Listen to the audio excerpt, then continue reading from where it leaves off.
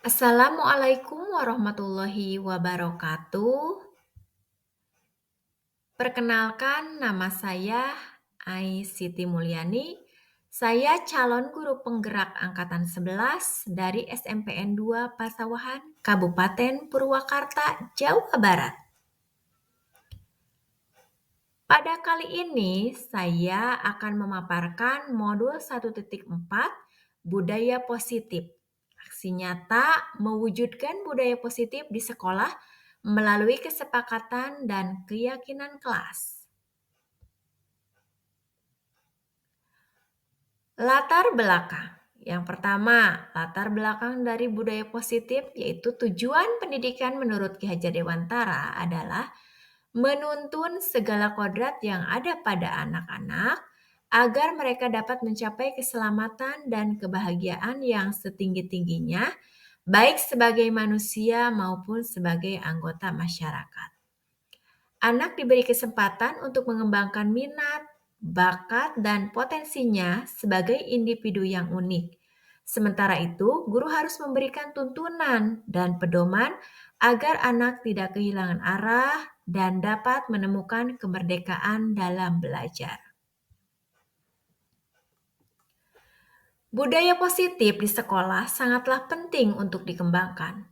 Hal ini dikarenakan sekolah merupakan bagian dari tripusat pendidikan, tempat tumbuh dan berkembangnya karakter siswa. Salah satu langkah membentuk lingkungan kelas yang mendukung terciptanya budaya positif, yaitu dengan menyusun kesepakatan kelas. Sehingga siswa memiliki keyakinan dan kesadaran akan penerapan disiplin berdasarkan motivasi internal, sehingga memiliki karakter yang kuat sesuai profil pelajar Pancasila dan tujuan pendidikan yang diharapkan. Adapun tujuan dari mewujudkan budaya positif di sini yang pertama yaitu mewujudkan positif di sekolah yang mendukung suasana belajar yang aman, nyaman, dan menyenangkan melalui kesepakatan dan keyakinan kelas. Lalu yang kedua, mewujudkan siswa yang memiliki karakter positif sesuai dengan profil pelajar Pancasila, yaitu beriman dan bertakwa kepada Tuhan Yang Maha Esa dan berakhlak mulia, berkebinekaan global, gotong royong, mandiri, kreatif, dan bernalar kritis. Tolak ukur dari budaya positif yang pertama, terbentuknya kesepakatan dan keyakinan kelas yang dibuat oleh siswa bersama wali kelas atau guru. Lalu yang kedua, siswa menerapkan kesepakatan dan keyakinan kelas secara konsisten.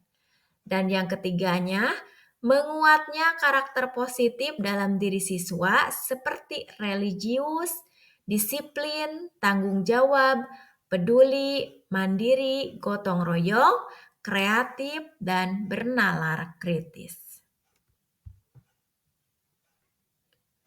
Nah, lini masa tindakan yang akan dilakukan yaitu yang pertama, mengajukan gagasan kepala sekolah. Membuat kesepakatan dan keyakinan kelas. Lalu yang ketiganya, sosialisasi budaya positif kepada rekan sejawat di sekolah. Dan yang keempatnya, menumbuhkan dan membiasakan penerapan kesepakatan dan keyakinan kelas. Dan yang terakhir adalah melakukan evaluasi dan refleksi tentang budaya positif tersebut. Dukungan yang dibutuhkan. Ya, saya sadar bahwa dukungan itu sangatlah dibutuhkan. Karena untuk kelancaran tindakan aksi nyata dibutuhkan dukungan dari berbagai pihak, diantaranya kepala sekolah, rekan-rekan guru, siswa, dan orang tua.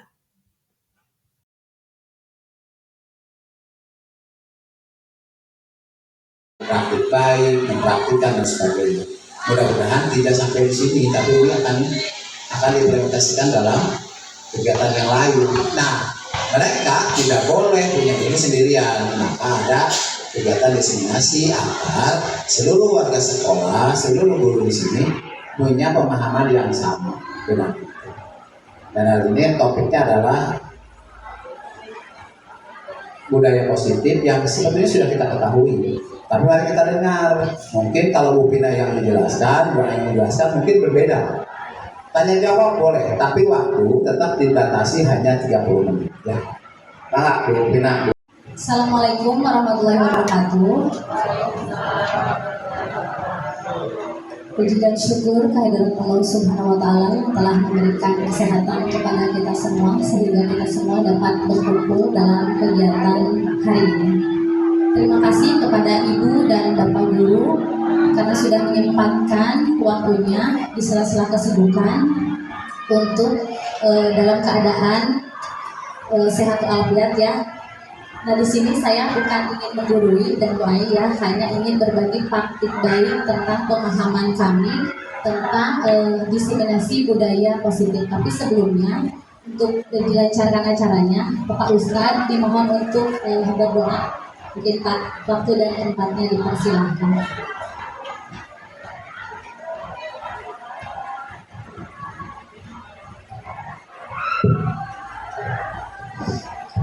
Bismillahirrahmanirrahim. Assalamualaikum warahmatullahi wabarakatuh. Bapak dan Ibu, mari kita untuk berdoa terlebih dahulu. Mudah-mudahan apa yang barusan kita dengar benar-benar dilancarkan oleh Allah Subhanahu wa Ta'ala dan diberikan kesehatan untuk kita semua. Amin ya rabbal alamin. A'udzubillahi minasyaitonir rajim. Bismillahirrahmanirrahim. Allahumma shalli ala sayyidina wa habibina wa syafi'ina wa karibina wa maulana Muhammad wa salli ala sahabati Rasulullah ajma'in.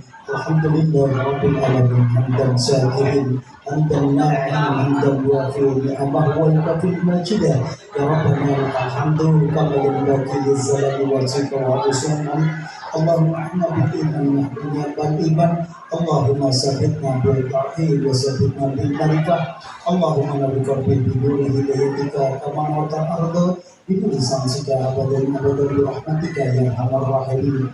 Allahumma barik lana fi auladina wa dhurriyyatina wa Warahmatullahi wabarakatuh. Yang terhormat Bapak Kepala Sekolah, mohon izin, dan Bapak Ibu Guru yang sudah bersedia berada di tempat untuk menyaksikannya, menerima maksudnya apa sih, berkolaborasi dalam praktik baik yaitu tentang budaya positif. Nah, pada kali ini saya Ai Siti Mulyani, saya CGP Angkatan 11 dari SMPN 2 Pesawahan, Kabupaten Purwakarta.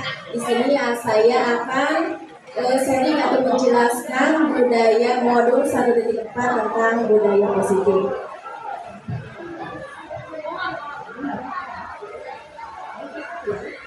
Konsep inti budaya positif yang pertama yaitu perubahan paradigma belajar, yang kedua disiplin positif, yang ketiga nilai-nilai kebajikan, yang keempat kebutuhan manusia, yang kelimanya motivasi perilaku manusia, yang keenam posisi kontrol guru, yang ketujuh keyakinan kelas, dan yang kedelapannya segitiga restitusi.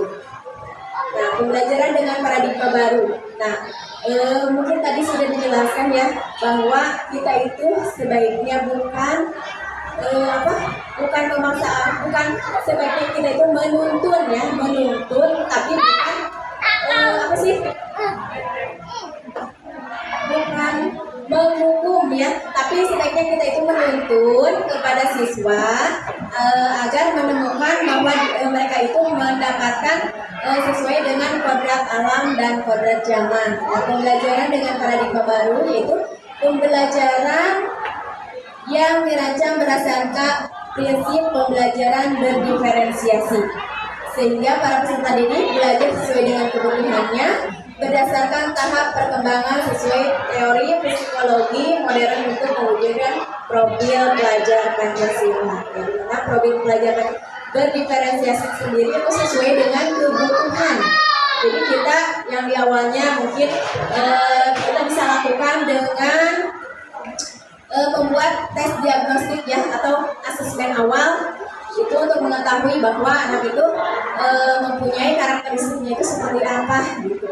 Untuk membedakan, untuk mengetahui perbedaannya. Jadi kita menyampaikan pembelajaran sesuai dengan diferensiasi atau kebutuhan belajar siswa. Lalu miskonsepsi tentang teori kontrol. Nah, terjadi kesalahpahaman dalam teori kontrol. Nah, yang pertama, ilusi guru mengontrol murid. Lalu yang kedua, ilusi bahwa semua penguatan efektif dan bermanfaat. Yang ketiga, ilusi bahwa kritik dan saran bersalah mampu menguatkan karakter. Lalu yang keempatnya, ilusi bahwa orang dewasa berhak memaksa. Itu adalah miskonsepsi. Perubahan paradigma stimulus respon ke pendekatan teori kontrol. Yang pertama, stimulus responnya realitas kebutuhan tidak sama. Tapi menurut teori kontrolnya realitas atau kebutuhan berbeda ya. Karena tidak semua siswa itu kan sama. Kita pun tidak ada, mungkin kita pun ya sebagai gurunya mempunyai kebutuhan yang berbeda-beda gitu. Lalu semua orang melihat hal yang sama. Tapi menurut teori kontrol semua orang memiliki gambaran berbeda. Lalu stimulus responnya kita mencoba mengubah orang agar berpandangan sama dengan kita. Tapi teori kontrolnya semua perilaku memiliki tujuan. Ya. Kita tidak bisa memaksakan bahwa ini tuh harus gini, gitu. Tapi kan sesuai dengan kebutuhan. Lalu orang lain bisa mengontrol saya. Nah, tetapi untuk teori kontrolnya hanya Anda yang bisa mengontrol diri Anda sendiri. Lalu saya bisa mengontrol orang lain, Anda tidak bisa mengontrol orang lain. Lalu yang selanjutnya, pemaksaan ada pada saat rujukan gagal. Lalu teori kontrolnya kolaborasi dan konsensus menciptakan pilihan-pilihan baru. Dan model berpikir menang atau kalah untuk stimulus respon. Sedangkan untuk teori kontrolnya